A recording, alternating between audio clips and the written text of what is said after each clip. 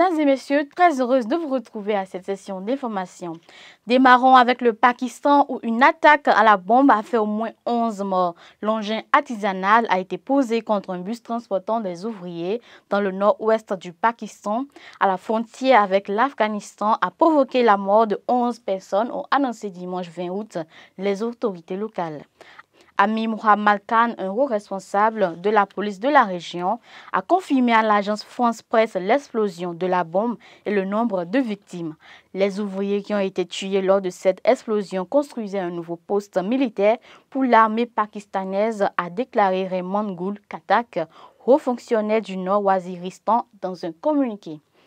Dans la matinée du dimanche, plusieurs milliers de Nigériens ont manifesté dans les rues de Niamey en soutien aux putschistes, tandis que la menace d'une intervention militaire de la CEDEAO plane toujours et encore sur le Niger.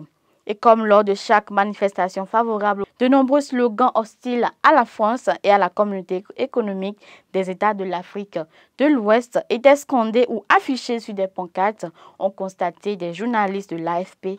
Non aux sanctions, halte à l'intervention militaire, pouvait-on notamment lire sur la place de la Concertation à Niamey.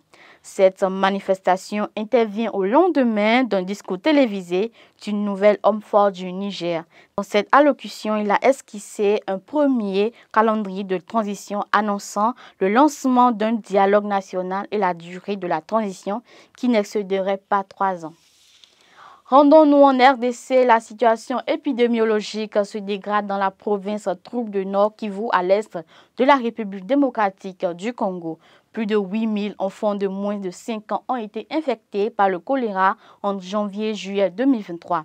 L'UNICEF, qui alerte dans cette situation, évoque la pire crise de choléra depuis 2017. Dans l'ensemble du pays, c'est au moins 31 342 cas de choléra avec 230 décès qui ont été recensés au cours des 7 premiers mois de l'année, dont plusieurs enfants selon l'UNICEF.